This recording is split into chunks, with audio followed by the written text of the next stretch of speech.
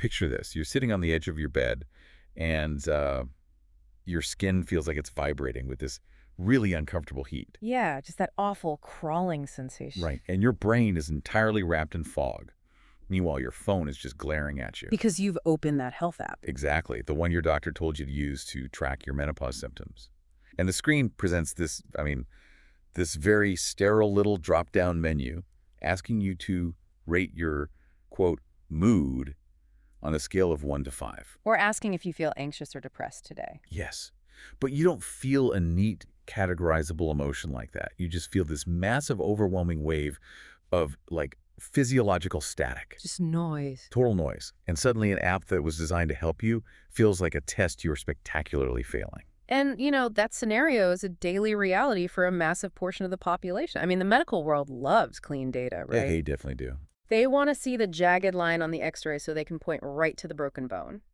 But midlife hormonal shifts, well, they don't offer that kind of clarity at all. It's super murky. Incredibly murky. And the tracking tools we hand to patients inherently assume that everyone's brain and body communicate in the exact same way. Which we know they don't. Right. When a person's neurological wiring doesn't match that baseline assumption, the entire diagnostic process just breaks down. And that mismatch is exactly who this deep dive is for today. If you are a neurodivergent woman, specifically someone who, struggles to sense or label your own internal bodily signals. Which is very common. Extremely. And if you have ever felt completely alienated by standard health trackers, we're going to validate that experience for you right now. We really are. Because we're pulling together a really dynamic stack of research today to figure out how to actually adapt these tools. Yeah, our mission here is to extract concrete alternative tracking methods from some pretty heavy sources. We're looking at clinical guidelines from the British Menopause Society. Yep. And deep neurobiological research from journals like Frontiers and Taylor and Francis. Along with some great insights from neurodiversity advocates like Neurodivergent Insights. And, of course, the incredibly raw, lived experiences shared by neurodivergent women on Reddit forums. Because that real-world data is so vital. It really is. The intersection of neurodivergence and midlife hormonal shifts is this highly complex, significantly under-researched area. Right. But when we look at the physiological roots of what is actually happening in the nervous system during this time, it provides a profound explanation for why those generic apps fail so spectacularly. Okay, let's unpack this. Yeah. Because jumping straight into alternative apps or, like, journaling methods doesn't make any sense until we understand the physical reality of this life stage. Exactly. You have to know what's happening under the hood. Right. And the mainstream cultural narrative still heavily frames menopause as this purely reproductive event, like the end of fertility or just the cessation of a menstrual cycle. Which is a fundamental misunderstanding. Honestly, it does a huge disservice to patients. Oh, totally. Yeah. Because the clinical data completely upends that framework. It does. The research, particularly the detailed neurobiological data from the Frontiers Journal, really emphasizes that menopause is fundamentally a neurological transition. Not just reproductive. Not at all. Estrogen isn't just a reproductive hormone. It functions as a master regulator within the brain. Wow. A master regulator. Yeah.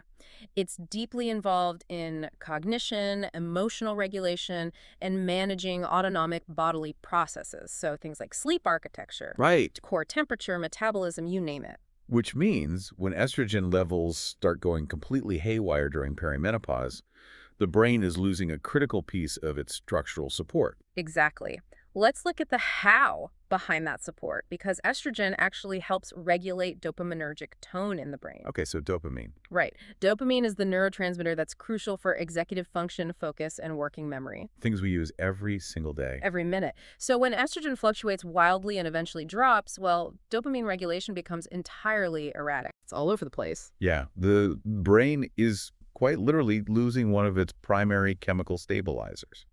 And for neurodivergent women, particularly those with ADHD or autism, dopamine regulation and executive function are already areas of friction. To put it mildly. Right. So that loss hits a system that is already operating on a completely different baseline.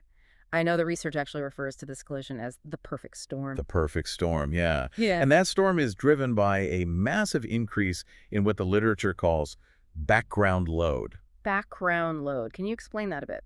Sure. So autistic and ADHD individuals often expend a tremendous amount of unseen energy just navigating a world that's built for neurotypical sensory processing. Like the lighting in an office. Exactly. Right. The lighting or the overlapping sounds in a grocery store, the unwritten social expectations of a Zoom meeting. Exhausted. It is. Managing all of that takes significant cognitive bandwidth. So when the menopause transition begins, it essentially dumps a massive physiological burden onto that already taxed system. Right, because the physical symptoms start piling up and draining the battery. Yeah, you have severe chronic sleep fragmentation. Ugh, the worst. And you have unpredictable violent temperature swings from vasomotor symptoms. What we usually call hot flushes. Right, hot flushes. Plus you have the heavy cognitive strain of brain fog. It's just so much. It's an amplified background load that devours whatever limited energy reserves were left.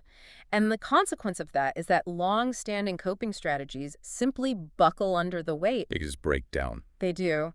The conscious or subconscious masking behaviors that a woman might have utilized for decades to blend into neurotypical environments, those require immense energy. And suddenly, that energy is gone. It's completely gone. It's like running a computer with way too many heavy background apps open. That's a great way to put it. Right, like you've got your normal neurodivergent processing running, which arguably takes up a ton of RAM. A huge amount. And then, menopause forces this massive, unprompted operating system update in the background. Right, without asking for permission. Exactly. Yeah. Suddenly, the cooling fan is screaming, the battery drains from 100% to 0 in 20 minutes, Yeah. and the whole system just crashes. Your normal processing speed entirely vanishes. And that system crash reveals the underlying hardware in a way that can be deeply shocking. Oh, I'm sure. Because the available bandwidth is entirely consumed by the physiological chaos of these fluctuating hormones, neurodivergent traits often manifest with this intense, sudden severity. Like sensory issues. Yeah, sensory sensitivities to light, sound, or, the texture of clothing that were maybe previously irritating but manageable. Suddenly they're unbearable. It'd become agonizing. Or executive dysfunction might completely paralyze someone who literally just a year prior managed a highly demanding career and a household without any apparent issue. That's wild. It is. The sources point out that this sudden lack of internal scaffolding is actually why an increasing number of women discover they are neurodivergent for the very first time during their menopause transition. Wow. And given that massive system crash, the standard medical advice feels almost insulting. Oh, absolutely. You go to a specialist looking for a lifeline, perhaps hormone replacement therapy or specific accommodations, and the gatekeeping mechanism is like a cheerful little pamphlet telling you to, quote, keep a symptom journal. Or download this app and track your feelings. Yes. For a huge portion of neurodivergent women, that seemingly innocuous request is an insurmountable barrier. The barrier exists because those standard checklists are built on this unquestioned assumption of a neurotypical mind-body connection. Which means what exactly? Well, they assume that when the body sends a physical signal, the brain instantly and accurately translates it into human language. Like I feel sad or my stomach hurts. Right. But to understand why that translation fails for so many, we really have to look at the neurobiology of interoception and a trait called alexithymia. Okay, let's get into that. Yeah. Because we all learned about the 5 external senses in elementary school: sight, smell, touch, and so on. But interoception is more like the internal surveillance system, right? Exactly. Interoception is the neurobiological feedback loop that tells your brain what is happening inside your physical body. So internal stuff. Yeah, it relies on receptors in your organs, muscles, and skin. They send data up the spinal cord to the brain to signal things like your heart rate, hunger, thirst. When need to go to the bathroom. Yes, or internal temperature. It is the raw data stream your body uses to give your brain clues about your current physiological and emotional state. And when that raw data stream interacts with alexithymia, things get incredibly complicated. Very complicated. The clinical sources define alexithymia as a personality trait, not a disorder or a pathology. Okay, that's an important distinction. Very important, but it is highly prevalent. It affects approximately 50% of autistic individuals. 50%. Yeah, compared to maybe 5% of the general population. Wow. And it manifests as a profound difficulty in identifying feelings, describing those feelings to others, and, crucially for our discussion today, distinguishing between an abstract emotional state and the raw bodily sensations of physical arousal. Okay, so let's apply that to the reality of the app on your phone. Because a standard checklist from somewhere like the My Menopause Center will present over 40 potential symptoms. 40. 40. Yeah. And they ask you to monitor these really abstract concepts like low mood, loss of joy, or anxiety right alongside highly specific physical phenomena like formication, which is the Yes. sensation of insects crawling under your skin. Which is terrifying if you don't know what it is. Right, or ringing in the ears. But Yeah. then they demand you quantify these wildly different experiences on a sterile numerical scale. What's fascinating here is the physiological disconnect, where the body and the brain simply aren't speaking the same language. They're on completely different channels. Exactly. Consider someone whose interoceptive baseline is atypical. They might routinely fail to recognize the sensation of hunger until their blood sugar plummets so severely that they are physically shaking and nauseous. Oh, wow. So they completely miss the early signs. They do. Their brain doesn't register the subtle early signals of an empty stomach. So if that is how your nervous system handles a basic primal survival signal like hunger, How are you supposed to log a mood swing? right, accurately identifying and logging a nuanced mood swing on a Tuesday afternoon is essentially an impossible cognitive task. So if standard apps are essentially asking neurodivergent women to speak a foreign language, Yeah. how do they actually capture this data for their doctors without feeling like they are failing? Well, Because a woman in this position is just sitting there feeling this generalized, overwhelming sense of bad.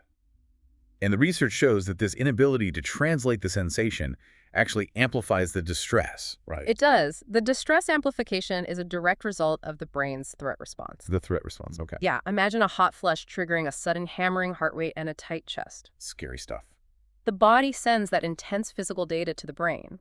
But because of alexithymia, the cognitive centers cannot attach a neat label to it. They can't just say, oh, this is just a vasomotor symptom. Exactly. So the primitive areas of the brain register severe, unexplained physiological turbulence. And lacking a safe label, the brain assumes you are in imminent physical danger. So it sounds the alarm, It sounds the alarm loudly. which means an unlabeled physical sensation rapidly spirals into overwhelming confusion, severe anxiety, or a full-blown autistic meltdown. Yeah. And the medical community, unfortunately lacking widespread neurodiversity-informed training, well, they frequently pathologize these meltdowns as psychiatric issues. Which completely misses the point. Completely misses the fact that it is fundamentally a sensory and interoceptive crisis triggered by hormonal fluctuations. Okay, so the solution highlighted in our sources is brilliantly simple, precisely because it respects that physiological disconnect. You have to remove words from the equation entirely. Take them right out. Right. You bypass the language centers of the brain. Instead of forcing a neurodivergent brain to hunt for a vocabulary word it doesn't even have access to, you lean into a somatic visual approach. Yeah. And this is the concept of body mapping. Body mapping. It completely circumvents the frustration of verbal articulation. It taps into visual spatial processing instead of demanding heavy lifting from the prefrontal cortex and Broca's area, Broca's area being the region of the brain responsible for speech production, which, as we discussed, is often already exhausted by the background load. the actual mechanics of body mapping are wonderfully low-tech, too. You just use a simple visual outline or a line drawing of a human body. Just a piece of paper. Right. And when you feel a sensation, instead of agonizing over whether the tightness in your chest should be logged on the app as anxiety, acid reflux, or heart palpitations, you just pick up a marker. Exactly. You draw a red X, you scribble a colored patch, or you just circle the exact geographical spot on the paper body where you feel tension, heat, pain, or just an unidentifiable funny feeling. It creates an immediate low-demand bridge across that mind-body gap. By honoring a nonverbal communication style, it requires zero emotional vocabulary. Which is huge. It is. And for a healthcare provider trying to determine, say, the correct hormone replacement therapy dosage, this is incredibly valuable, concrete data. It's like giving someone a physical map and a red marker instead of demanding they write a highly detailed 500-word novel about their exact GPS coordinates. That's exactly what it is. X marks the spot. Yeah. Takes away all the pressure getting the description, Yeah. Right. And the visual record becomes undeniable. Over weeks of saving these maps, both the patient and the doctor can step back and spot visual patterns. Well, that makes sense. Yeah, they can observe how clusters of physical sensations change in intensity or location, and then link those patterns to specific phases of the hormone cycle. Or see if a new medication is actually working. Exactly. It translates the abstract misery of a system crash into actionable, concrete medical data. Taking the burden of translation off the patient like that is a massive relief.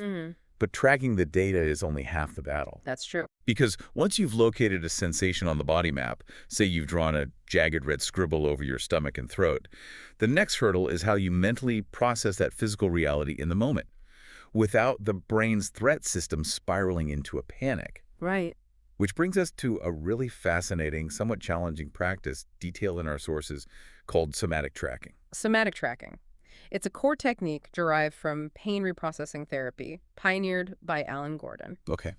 So once you have identified a physical sensation, perhaps using the body map we just talked about, the fundamental goal of somatic tracking is to observe that sensation with a sense of safety and curiosity. Actively preventing the fear response. Exactly, preventing it from taking over. You pay incredibly close attention to the nuance of the bodily event, but without layering negativity onto the discomfort, and most importantly, without an agenda. Right, that lack of an agenda is referred to in the clinical text as outcome independence. And I have to admit, the first time I read that, it sounded like a complete paradox to me. Oh, it is deeply counterintuitive to the way human beings usually handle discomfort. Outcome independence means observing the symptom like the racing heart or the sudden suffocating heat of a hot flush without any goal of fixing it. None? Oh. None. You aren't trying to stop it or make it go away. The intention of the exercise is not to achieve relief. Wait, I have to push back on this.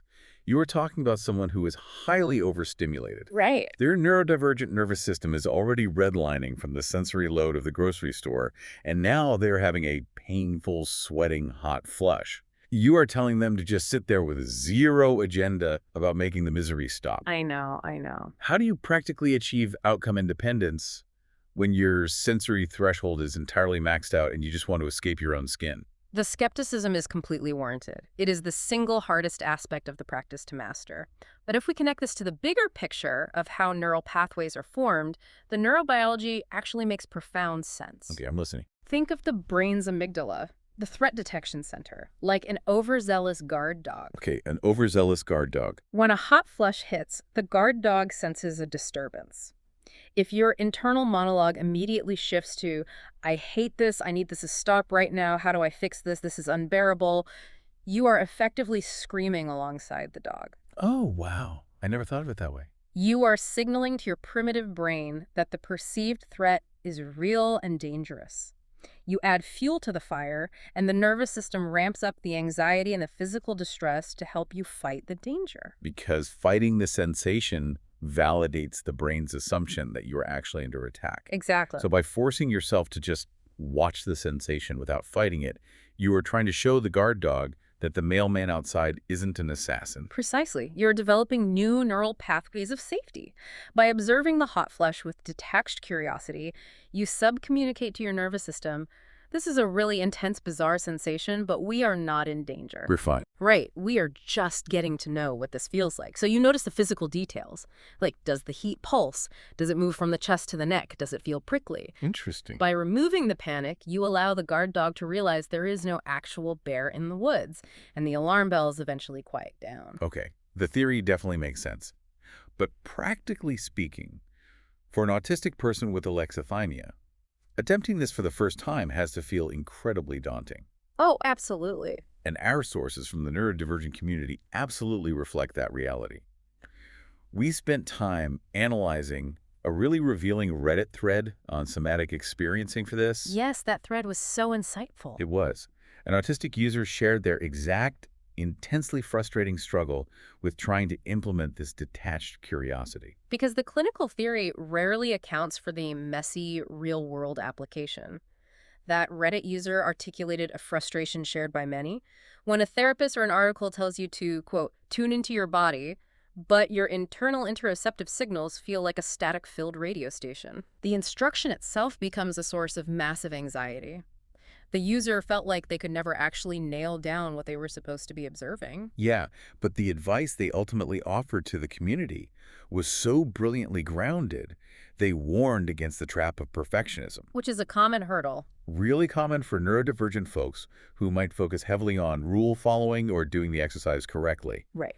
The user explicitly stated, Yeah. Do not try to learn somatic tracking during a crisis. No, absolutely not. Don't wait until you are having a massive hot flush or a meltdown to try outcome independence. Building that interoceptive muscle requires a gradual, low-stakes approach. The recommendation from the lived experience forums is to start incredibly small. Like really small. Yes, you perform a basic body scan at random points in the day when you are already relatively calm. Just to establish a baseline. Exactly, a baseline of what safety actually feels like in your physical form. So you just sit in a chair and notice. Like, my feet are touching the carpet. Or, my jaw is currently clenched. You aren't trying to attach a complex emotion to it. You aren't trying to figure out why your jaw is clenched. You are just acknowledging the physical reality of the bone and muscle. And through that gentle repetition, the brain slowly habituates to internal observation without triggering the threat response. As that familiarity grows over months, the nervous system stops treating every strong internal menopausal signal as a 5-alarm fire. Which is the ultimate goal. It is. The Reddit user highlighted a beautiful benchmark for progress, actually. They said, the somatic tracking is working when eventually you can naturally link a physical sensation to a mood without forcing it. But they stress that this integration takes significant time and patience. Not a lot of patience. So to synthesize this whole journey we've been on, we are looking at menopause not as an end of fertility, but as a neurological transition that fundamentally alters the brain's chemical landscape. Perfectly said. This transition strips away coping mechanisms, heavily amplifying neurodivergent traits. And right at the moment when a woman is most vulnerable and needs the most medical support, the standard tools, those 1 to 5 symptom apps, demand a level of interoception and verbal articulation that alexithymia makes completely frustrating. Completely, but the path forward is found in adaptation. Right. By discarding the demand for verbal accuracy and utilizing the visual, non-judgmental approach of body mapping, and by gradually introducing somatic tracking to safely wire the brain for curiosity rather than fear, the gap can actually be bridged. We stop demanding that the neurodivergent operating system act neurotypically. Exactly, and we start working with its unique strengths. I really want to speak directly to anyone listening right now who's found themselves crying out of sheer frustration over a health tracker. If standard medical tools do not work for you, you are not broken. You're really not. You are not failing at being a good patient. The tools were simply built for a different operating system. They were designed for a baseline that assumes a direct, easily translated line from the physical body to the verbal brain, a line you do not have to force yourself to use. Recognizing and validating that difference is about more than just making the diagnostic process slightly easier.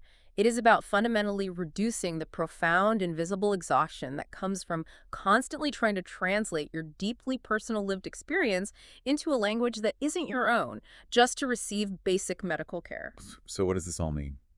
It means we urgently need to advocate for diagnostic tools that match the neurobiological reality of the patient sitting in front of the doctor. But looking at all the data today leaves me with a lingering, much larger thought about how we practice medicine in general. Oh. We started by talking about the comfort of the X-ray, the systemic desire for visible, easily categorized proof. The medical system's reliance on clean binary data. Exactly.